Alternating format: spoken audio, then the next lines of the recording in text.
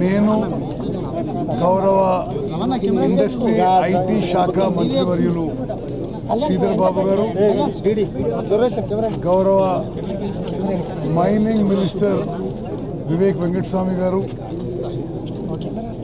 కార్మిక శాఖ మంత్రులు వివేక్ వెంకటస్వామి గారు, ప్రభుత్వ సలహాదారులు సుదర్శన్ రెడ్డి గారు, అదేవిధంగా ఎమ్మెల్యే భూపతి రెడ్డి గారు, మరి డిసిసి ప్రెసిడెంట్ నాగేష్, మరి బాలకొండ కాంటెస్టెడ్ క్యాండిడేట్ సునీల్, తాహిర్ బాయ్, మరి శ్రీహర్ రావు, అందరూ చాలామంది ముఖ్యులతో మేము ఈరోజు గోదావరి నది మీద ఎస్ఆర్ఎస్పి ప్రాజెక్టు, కడెం ప్రాజెక్టు, అదేవిధంగా ఎల్లంపల్లి రిజర్వాయర్ పరిశీలన చేసి మరి ఇన్ఫ్లోస్ ఎంత ఉన్నాయి, నీళ్ళు ఎంత ఉన్నాయి రిజర్వాయర్లా, మరి ఈ వారం 10 రోజుల్లో వచ్చే నెలలో ఎన్ని మరి నీళ్ళు వచ్చే అవకాశం ఉంది, ఇన్ఫ్లో ఎంత వచ్చే అవకాశం ఉంది, ఎన్ని ఎకరాల ఆయకట్టుకి నీళ్ళు ఇవ్వగలుగుతాం, ఇవన్నీ అంశాలపై మేము ఒకసారి ఆన్ ద గ్రౌండ్ పరిశీలన చేయడానికి ఈరోజు SRSP, Kadem and Yellampalli projects పరిశీలన కోసం మేము రావడం జరిగింది. ఎస్ఆర్ఎస్పి ప్రాజెక్టు అది మన తెలంగాణ రాష్ట్రానికే గర్వకారణం. 1963లో భారత మొదటి ప్రధాని, భారతదేశం జాతి నిర్మాత పండిట్ జవహర్ లాల్ నెహ్రూ గారు ఇక్కడ ఫౌండేషన్స్ వేసిన విషయం కూడా మనందరికీ తెలుసు. ఈ ప్రాజెక్టు 1970లో నీళ్లు మొదటిసారి ఆపడం మొదలుపెట్టిండ్రు. అంటే సుమారు 56 ఏళ్ల నుంచి ఈ యొక్క నీళ్లు ఆపుతున్నాడు.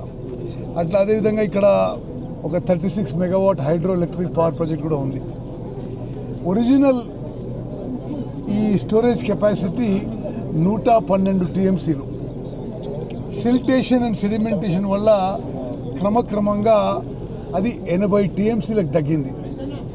అయితే మా ప్రభుత్వం యొక్క మొదటి లక్ష్యం ఏ విధంగా ఒరిజినల్ స్టోరేజ్ కెపాసిటీ రెస్టోర్ చేయాలనో మరి ఈ సబ్జెక్ట్లో మరి భారత ప్రభుత్వంలో, కేంద్రంలో, అదేవిధంగా ఎవరు ఎక్స్పర్ట్స్ అయి ఉంటే ఏ విధంగా ముందుకు పోవాలనే విషయంని పరిశీలిస్తున్నాం. అతి త్వరలో నిర్ణయం తీసుకుంటాం. మరి ఈరోజు మేము పరిశీలన చేసిన దాంట్లో నీళ్లు పోయిన 3 సంవత్సరాల కంటే ఇదే రోజు ఎస్ఆర్ఎస్పిలో కూడా నీళ్లు తక్కువ ఉన్నాయి. ఈరోజు లెవెల్స్లో 26 టీఎంసీలు ఉన్నాయి. పోయిన సంవత్సరం ఇదే రోజు 38 టీఎంసీలు ఉండే. సరే, ఆ వాతావరణ శాఖ ఐఎండి వాళ్ళతో మాట్లాడి ఇన్ఫ్లోస్ ఎన్ని ఉంటాయో చూసుకొని ఆ తర్వాత ఎంత ఆయకట్టుకి నీళ్ళు ఇవ్వగలుగుతామో ఒక స్పష్టమైన ప్రకటన మరి ఒక 2-3 రోజులు ఇస్తామని చెప్పి నేను మనవి చేస్తున్నాను. అదేవిధంగా మీడియా మిత్రులు అందరూ ఉన్నారు ఇక్కడ. మరి ఎల్లంపల్లి రిజర్వాయర్ విషయంలో మీ అందరికీ తెలుసు, తెలంగాణ రాష్ట్రం మొత్తం గమనిస్తుంది.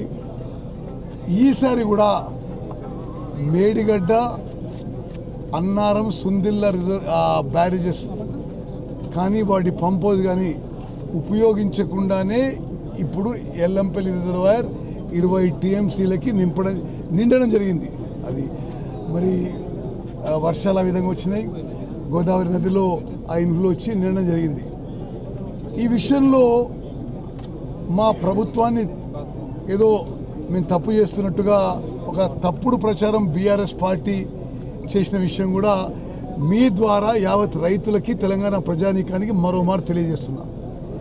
నిన్న కూడా కేంద్ర ప్రభుత్వం నేషనల్ డ్యామ్ సేఫ్టీ అథారిటీ, ఢిల్లీలో national dam safety authority, central water commission ఒక అత్యున్నతమైన టెక్నికల్ ఓవర్సైట్ కమిటీతో సమావేశమైనారు. మా ప్రభుత్వం తీసుకుంటున్న చర్యలు, టైం షెడ్యూల్స్ పై పూర్తిగా నేషనల్ డ్యామ్ సేఫ్టీ అథారిటీ కానీ, టెక్నికల్ ఓవర్సైట్ కమిటీ కానీ నిన్న కూడా ఏకీభవించడం జరిగింది. మేము ఆ 3 బ్యారేజెస్ కూడా ఒక సైంటిఫిక్గా, ఒక సిస్టమేటిక్గా టెస్టింగ్ చేసి, రీహాబిలిటేషన్ చేసి పునరుద్ధరణ పనులకి కట్టుబడి ఉన్నాము. మాకు వాటి 3 విషయంలో కూడా ఏ రాజకీయ దురుద్దేశం లేదు. బట్ ఒకటి, టీఆర్ఎస్ పార్టీ చేసిన తప్పుడు ప్రచారం, ఎల్లంపల్లి రిజర్వాయర్ కట్టింది గతంలో కాంగ్రెస్ పార్టీ. ఎల్లంపల్లి ప్రాజెక్టు పేరు కీర్తిశేషులు శ్రీపాదరావు గారు, మాజీ స్పీకర్, శ్రీధరబాబు గారు తండ్రి. మరి శ్రీపాదరావు ఎల్లంపల్లి ప్రాజెక్టుకి వాళ్ళేదో కట్టినట్టుగా మరి ప్రకటనలు ఇవ్వడం ఇది చాలా విడ్డూరంగా ఉంది. 2004-2005లో ఎల్లంపల్లి ప్రాజెక్టుకి శంకుస్థాపన ఆనాటి ముఖ్యమంత్రి మరి స్వర్గీయులు డాక్టర్ రాజశేఖర రెడ్డి గారు శంకుస్థాపన చేసింది. అదేవిధంగా ఎల్లంపల్లి ప్రాజెక్టు ఒరిజినల్ ప్రాణహిత చేవెళ్ల ప్రాజెక్టులో భాగమనే విషయాన్ని నేను మరోమారు మనవి చేస్తున్నా. అది పూర్తిగా ఎల్లంపల్లి ప్రాజెక్టు కాంగ్రెస్ పార్టీ కట్టడం అనే విషయం కూడా యావత్ తెలంగాణ ప్రజానీకం గుర్తుపెట్టుకోవాలి. మరి రెండో విషయం మీరు చూడండి, ఈ బ్యారేజు, ఈ డ్యాము, ఇవి 63లో శంకుస్థాపన చేసి ఇది 2026 అంటే ఒక 60 ఏళ్ళు పూర్తయినా, 65 ఏళ్ళు పూర్తయినా ఎంత గట్టిగా ఉంది ఈ డ్యాము. కాంగ్రెస్ పార్టీ కట్టిన డ్యాములు, బ్యారేజ్ ఇట్లున్నాయి. ఎస్ఆర్ఎస్పియో, నాగార్జున సాగరు, శ్రీశైలము, నిజాం సాగరు. మరి వాళ్ళు కట్టిన మేడిగడ్డ, అన్నారం, సుందిల్ల బ్యారేజు 2019లో ప్రారంభోత్సవం చేస్తే 2023 వరకు కుప్పకూలిపోయిన విషయం కూడా తెలంగాణ ప్రజానీకానికి నేను మరోమారు మనవి చేస్తున్నాను. చాలా స్పష్టంగా చెప్తున్నాను నేను. మరి మా ప్రభుత్వం తరఫున ఆ 3 బ్యారేజీలపై మా రాజకీయ దురుద్దేశం ఏమీ లేదు. జాతీయ అంతర్జాతీయ నిపుణుల సలహాల ఆధారంగా, కేంద్ర ప్రభుత్వం సలహాల ఆధారంగా, కేంద్ర ప్రభుత్వంతో నియమించబడ్డ సాంకేతిక నిపుణుల సలహా మేరకు మేము ఆ 3 బ్యారేజీల టెస్టింగ్ కానీ పునరుద్ధరణ పనులు కానీ చేపడతామని చెప్పి నేను మనవి చేస్తున్నాను. సార్, ఈ ఎల్లీలో సూపర్ ఎల్లీలో ప్రభావం ఉందని చెప్పి ఆర్తాడు పంటలు మాత్రమే వేయాలని చెప్పి అవి ఇప్పుడు వాటర్ వస్తున్నాయి. ఏంటి రైతులకు ఏం చెప్పాల్సి? మిత్రులరా, మీరందరూ కూడా చాలా ఎక్స్పీరియన్స్డ్ విలేకరులు. అంటే ఎస్ఆర్ఎస్పి కూడా ఈరోజు కూడా గత 3 సంవత్సరాల్లో వచ్చిన నీటి కంటే ఈరోజు నీళ్ళు తక్కువ ఉన్నాయి.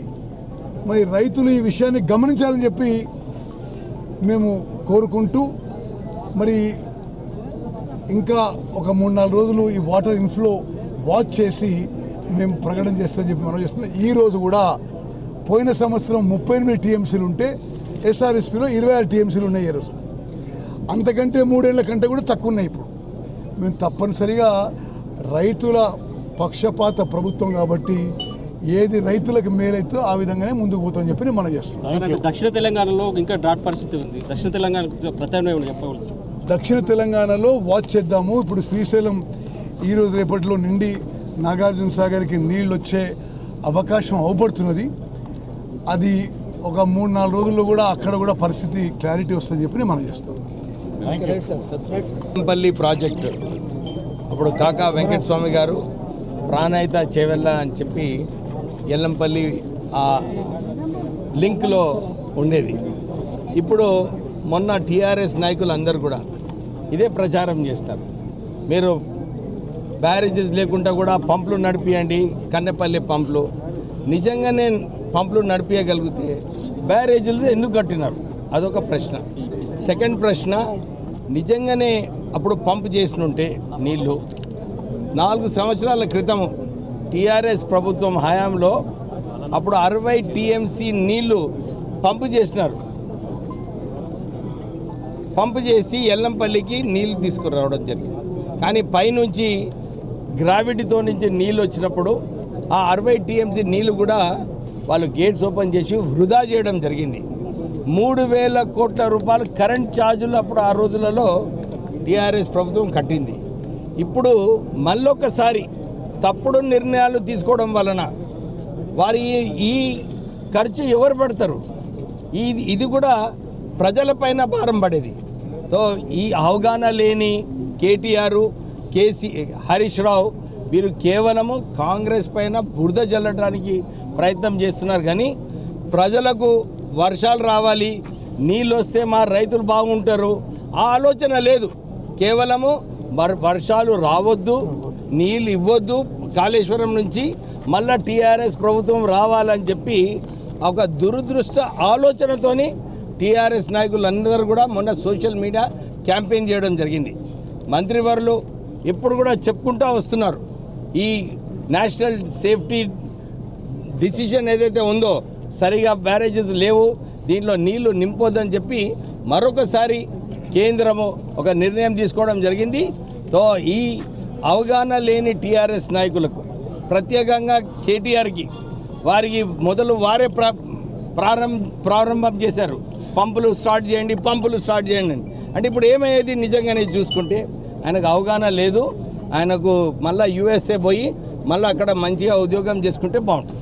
Thank you. రివర్స్ పంపింగ్ మీద ఏమన్నా ఇది వచ్చిందా సార్? రివర్స్ పంపింగ్ గురించి రెగ్యులర్గా ప్రతిపక్షాలు లేఖలు ఇస్తున్నాయంటారు గవర్నమెంట్. ఎవరికి నేను అదే అంటారు కదా, నిన్న కూడా national dam safety authority, central water commission, కేంద్ర ప్రభుత్వం మేము చేస్తున్న టెస్టింగ్ కానీ పునరుద్ధరణ ఏదైతే ప్లాన్ ఆఫ్ యాక్షన్ చేసినామో ఇది రైట్ అని సమర్థించిండ్రు. దాని ప్రకారమే ముందుకు పోతాము. ఇప్పుడు ఆ 3 బ్యారేజెస్ కూడా 3 ఏళ్లలో కూలిపోయేటట్టు కట్టి ఇంత నిస్సుగుగా మాట్లాడడం యావత్ తెలంగాణ ప్రజానీకాన్ని గమనించాలని చెప్పి నేను రిక్వెస్ట్ చేస్తాను.